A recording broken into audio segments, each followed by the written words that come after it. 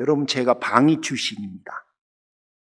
누구는 웃을지 모르지만 여러분 다 어려움이 있는 거예요.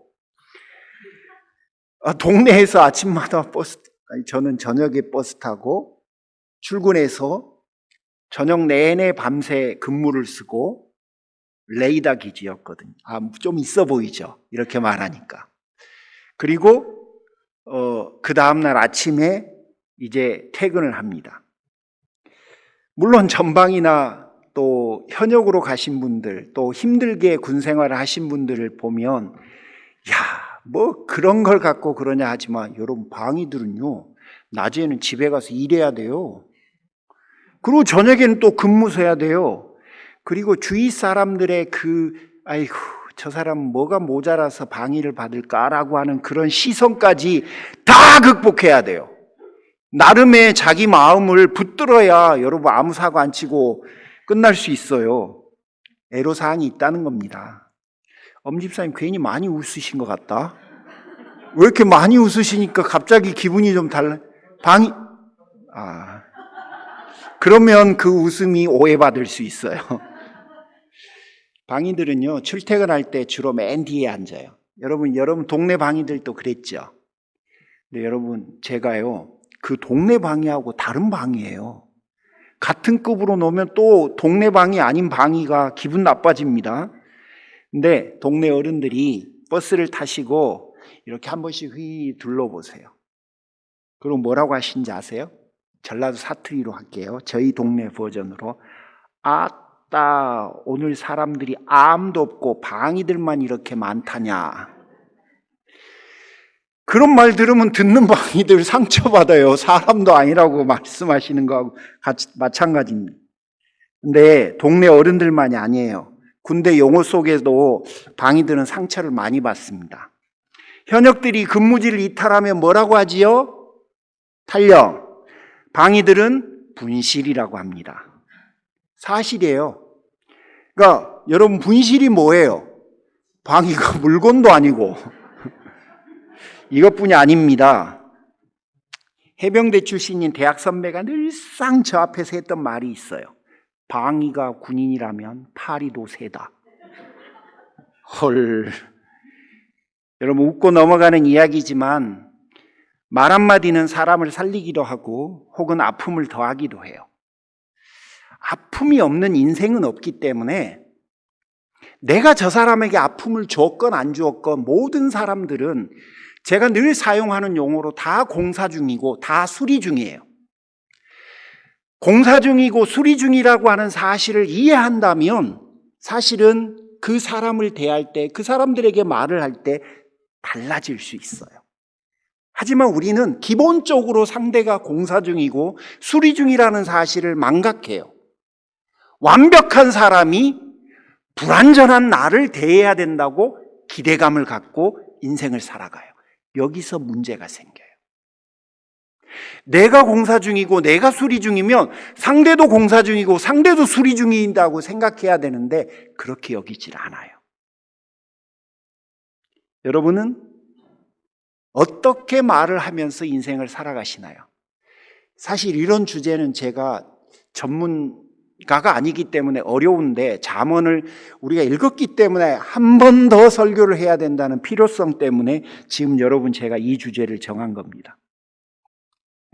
1절에 대답, 말, 2절에 혀, 입이라고 되어 있으니까 분명히 오늘 본문 센텐스는 말에 관한 게 맞아요. 나아가서 1절에 가라앉힌다 혹은 화를 돋군다, 4절에 생명나무 같다, 마음을 상하게 한다 라고 하는 표현으로 짐작컨대 분명히 오늘 저자의 의도는 말이 영향력을 가지고 있다는 것을 우리에게 알려주고 싶은 것 같아요. 자, 그러면 서서히 좀 이야기를 해보죠. 1절을 자세히 보면 이렇게 말을 해요. 부드러운 대답은 분노를 가라앉히지만 거친 말은 화를 돋운다.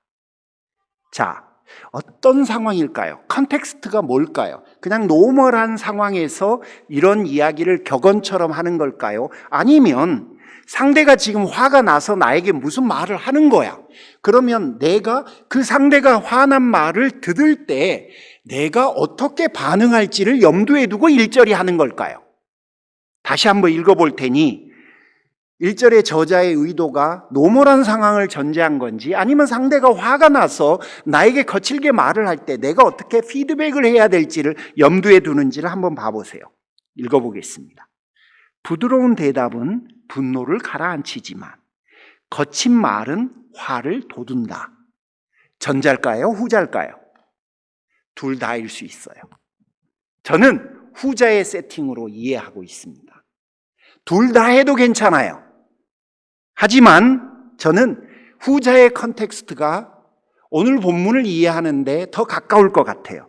자, 그러면 이렇게 말하는 거죠. 지금 상대가 화가 많이 났어요. 나 때문일지 아니면 자기 혼자 다른 상황 때문일지 모르겠어요. 근데 그 사람과 나는 말을 지금 하고 있어. 근데 상대가 화난 마음에 나에게 부드러운 말이 나올 수가 없을 거예요. 그렇죠? 그런데 나를 향해서 부드럽게 나오지 않는 그 말 때문에 나는 상대에게 어떻게 반응할 건지 선택해야 돼요. 지금 그 상황인 거예요. 오는 말이 고와야 가는 말도 고우니까 내 말이 곱게 갈 리가 없지요. 거기다가 우리가 가지고 있는 비현실적인 기대에 있었잖아요. 말씀드렸죠. 저 사람은 퍼펙트해. 나는 불완전해. 그러니까 저 사람은 나를 위해서 뭔가 something special한 것을 항상 해야 된다고 하는 그런 사고가 있어요. 에이, 목사님 과장입니다. 예, 과장된 면이 있다는 걸 인정해요. 그러나 적어도 나는 상대가 나와 동일하게 수리 중이고 공사 중이라는 사실을 진짜 인식하면서 그 사람을 대하는지 아니면 당신은 나보다 좀 나아야 됩니다 라고 하는 기대를 가지고 대하는지 좀 더 가보시죠. 우리가 이민자로 살아가면서 이런 상황들을 듣거나 경험해 봤을 수 있어요. 영주권까지 해줬더니 배은망덕하기는. 그러자 그 말을 듣는 사람이 기분이 좋을 리가 없죠. 그럼 뭐라고 하냐면 그동안 그것 때문에 내 발목 잡았던 것은 생각도 안 하시나요? 비슷한 상황이죠. 그렇죠? 두 사람 말 모두 어느 정도는 다 사실에 기초해 있어요. 그러므로 두 사람 모두 할 만한 말을 한 거예요. 여러분, 할 만한 말을 했기 때문에 이게 문제가 되는 거예요. 그때부터 각자는 자기의 말과 자기의 행동을 스스로 합리화시키는 여정을 걷기 시작해요. 나는 옳은 말을 했어. 내가 틀린 말을 한 게 아니야. 그러므로 그 이후부터 자기가 한 모든 말과 행동은 나름 이유가 있고 설득력이 있고 옳아요. 문제가 누구에게 있어요? 옳은 내 말에 귀를 기울이지 않는 상대에게 있는 거예요. 여러분, 이런 대화나 관계가 가지고 있는 문제점이 뭔지 아십니까? 상대의 좋은 점은 보지 못해요. 언급하지 않아요. 그리고 그때부터는 상대가 가지고 있는 문제, 부정적인 면, 그리고 내가 이해할 수 없는 행동들에 대한 면들만 보이고 강조하게 됩니다. 이 두 사람의 관계가 이어질 수 있을까요? 다시 웃으면서 얼굴을 볼 수 있을까요? 그러면 왜 이런 문제가 생길까요? 내가 나쁜 사람이어서? 상대방이 못된 사람이어서? 그럴 리가요. 그렇지 않아요. 나도 좋은 사람이고 상대도 좋은 사람이에요. 부분적으로는. 자, 그러면 뭐가 문제일까요? 그 사람들의 대화의 문제. 저는 그렇게 생각해요. 우리가 대화할 때 옳은 말 그리고 틀린 말이라고 하는 것을 기준으로 말을 하기 시작하기 때문에 그래요. 이게 옳다. 이게 틀리다. 나는 옳은 말을 했어. 그러므로 I'm fine. 나는 아무 문제가 없어. 그런데 상대방에 대해서는 기준이 달라져요. 저 사람은 이 부분이 틀렸어. 이 부분이 잘못됐어. 라고 생각해요. 동일한 기준이면 그래도 덜해요. 아, 저 사람 이 부분은 옳은 말이야. 그래, 내가 그 부분은 들어야 돼. 동의가 되네? 맞아. 이렇게 갈 수 있는데 상대를 향해서는 이 부분이 틀렸어. 영주권을 해준 건 맞지만 내가 그 영주권에 발목 잡혀갖고 지난 몇 년 동안 얼마나 고생한지에 대해서 당신은 모르잖아요. 이렇게 가거든. 원래 대화가 그래요. 자, 그러면 여러분, 우리의 대화에 문제가 뭐냐면 나는 옳은 말인지 여부를 내 말에는 기준으로 삼고 상대방의 말에는 틀린 부분을 기준으로 삼는다는 거예요. 자, 복잡해. 제가 설교를 준비하면서도 이게 되게 복잡할 수 있겠다. 여러분들이 되게 복잡하게 느끼겠다. 그런 느낌이 들었는데 핵심은 이거예요. 여러분, 말을 할 때 여러분이 대화들을 서로 나눌 때 무엇을 가장 중요하게, 어떤 부분을 가장 소중히 여기는지를 점검해 보시는 게 되게 중요해요. 어떤 분은 옳고 그름을 분별하고 강조하고 그리고 그것들을 정의하기 위해서 대화라고 하는 것을 굉장히 많이 하는 분들이 있어요. 만약에 그게 핵심이다 라고 하면 옳지 않은 것, 틀린 것, 옳은 것에 대한 충돌들이 일어날 거예요. 그리고 그 충돌들은 자기가 어떤 가치관을 갖고 있느냐에 따라서 확연히 달라질 수도 있어요. 이게 바로 무엇이 옳다, 그리고 너의 그릇된 부분이 무엇이다 라고 했을 때, 그 기준으로 대화를 했을 때 빚어지는 갈등입니다. 그 다음 가보죠. 1절에 이렇게 말을 해요. 부드러운 대답은 분노를 가라앉힌다. 4절에 따뜻한 말은 생명나무와 같다. 저자는 어떤 의도를 가지고 이런 이야기를 했을까 고민이 좀 됐는데요. 제 결론이 이거예요. 자, 봐보세요. 우리는 내가 한 말이 틀리는지 안 틀리는지, 혹은 상대가 한 말이 틀리다 혹은 안 틀리다 라고 하는 것을 포커스 맞춰서 대화를 하기 시작하면 일종의 어떤 함정에 빠지는데요. 그 함정이 뭐냐면 우리의 말이 옳고 그름을 증명하는 도구로 전락하고 만다는 거예요. 과연 말이라는 게, 과연 대화라는 게 여러분 그게 전부일까요?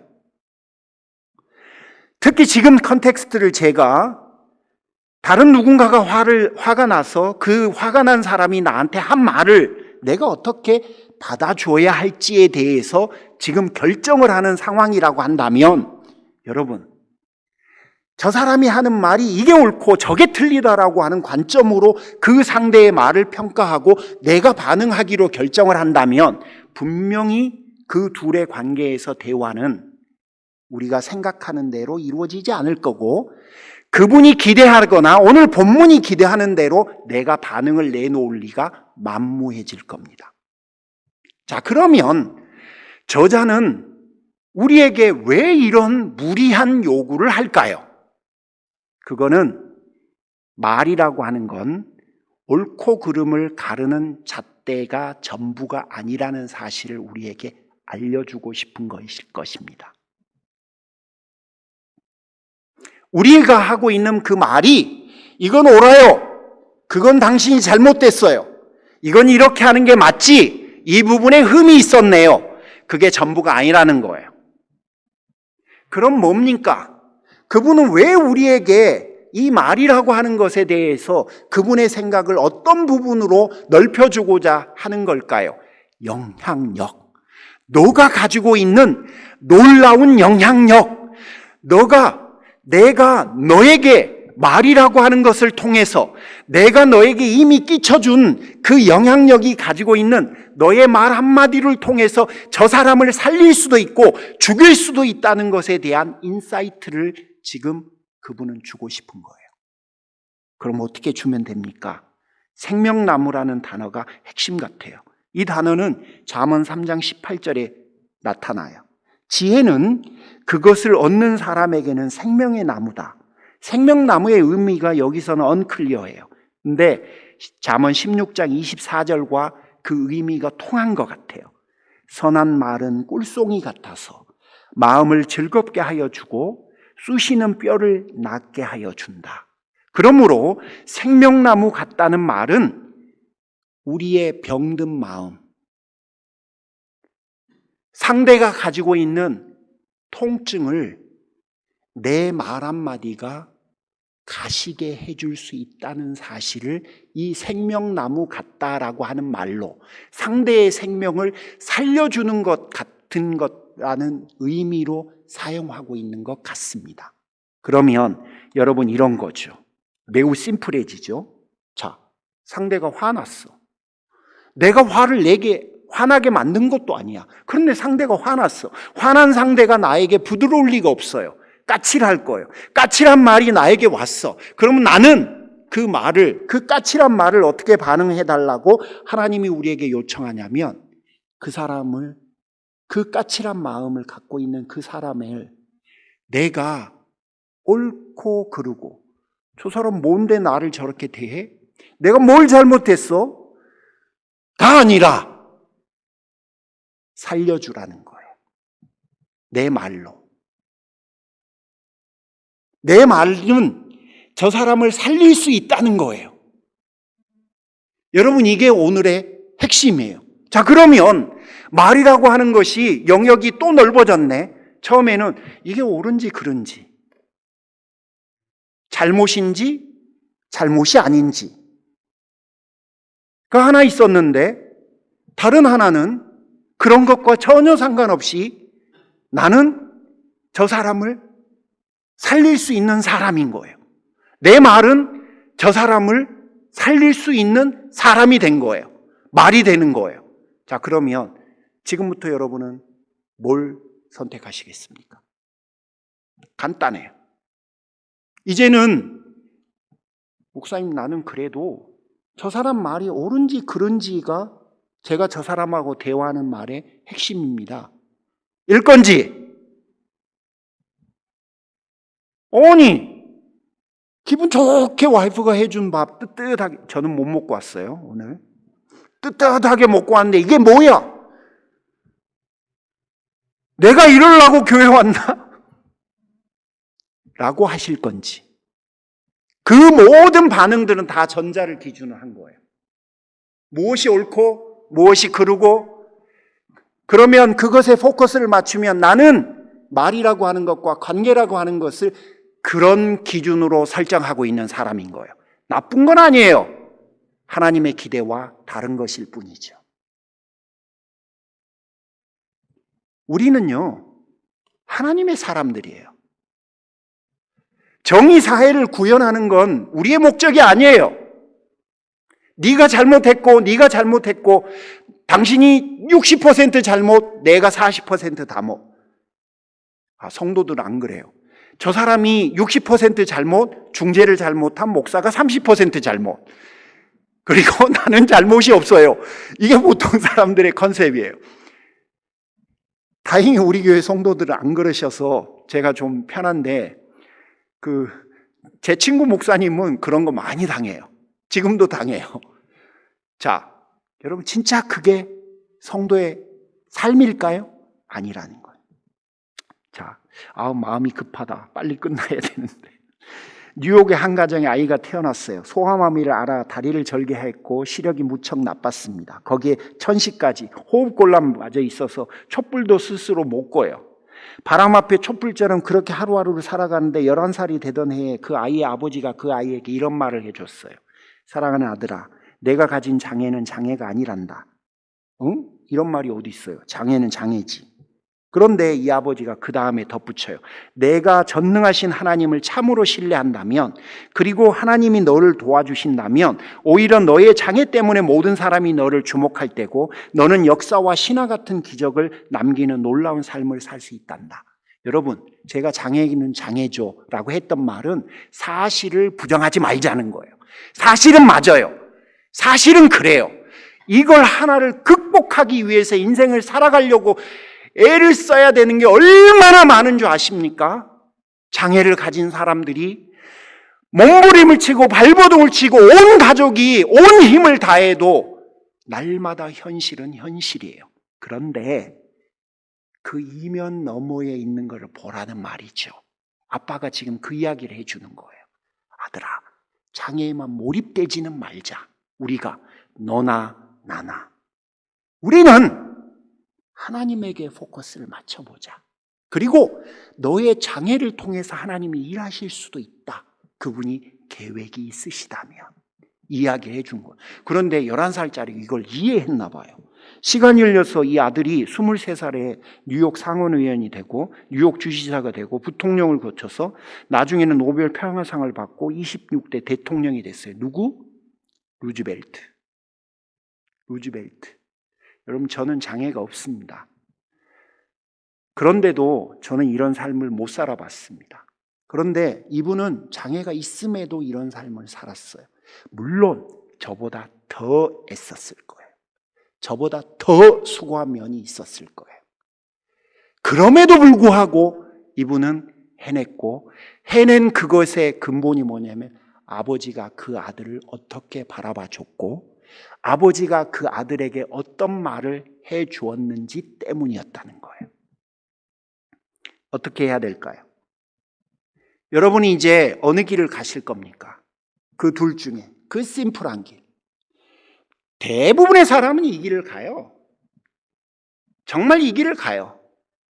그리고 가끔씩 그냥 반응해요. 감정대로, 내 본능대로. 그러면 여러분, 작은 복수는 할 수 있어요. 하지만 아무런 기적은 안 일어나요. 적어도 그 사람을 통해서는. 주중에 제가 여러분에게 찬양 한 곡 보내드렸죠. 바닥에 새긴 사람. 사람들은 나의 죄를 보고 주는 나의 아픔을 보내. 그들은 내게 손가락질하고 주는 나를 감싸주네. 가늠한 여인을 붙들고 와서 사람들이 물어요. 율법에 의하면 이 여자를 돌로 쳐야 되는데 당신은 지금까지 용서하고 사랑하라고 하는 말을 했는데 당신의 선택은 뭡니까? 그러자 주께서 말씀하셨어요. 너희 중에 죄 없는 자가 먼저 치라. 그녀는 죄인이라고 하는 것은 분명한 사실이에요. 그녀는 죄인이에요. 그 사실 앞에 어느 누구도 부정 못해요. 하지만 주님은 또 다른 사실, 그녀가 아픔을 가지고 있다는 것에 더 먼저 집중해 주신 것 뿐이에요. 사실을 부정했던 게 아니에요. 사실을 부정하고 사실을 부인했던 게 아니라 그분은 그 여인이 죄인이라고 하는 것과 아픔을 가지고 있는 사람이란 것 중에 아픔을 가지고 있는 것에 먼저 시선을 가져주었을 뿐이에요.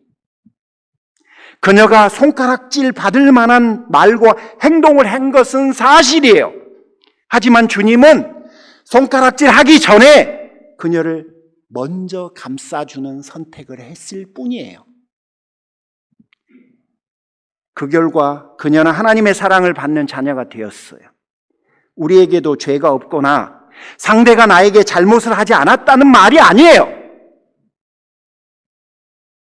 그것이 옳지 않은 행동이었다고 말하는 게 아니에요. 옳은 행동이었다고 말하는 게 아니에요. 주님께서 아픈 우리의 마음을 먼저 봐주시고 우리를 먼저 감싸주셨다는 사실을 상기하자는 거예요. 그래서 우리는 문제가 아니라 하나님의 사랑받는 자녀가 되는 기적이 나타난 겁니다.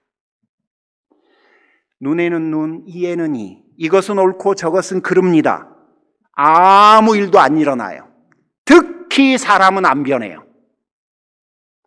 물론 말씀드린 대로 여러분 마음속에 들어온 그 고통들, 그리고 그 사람의 날카로운 말 때문에 받은 상처들, 그런 것들에 대한 작은 복수는 진짜 가능해요. 하지만 그렇게 인생 살아가고 그렇게 대화하고 그런 것을 기준으로 말하기 시작하잖아요. 여러분 인생이 허무해져요.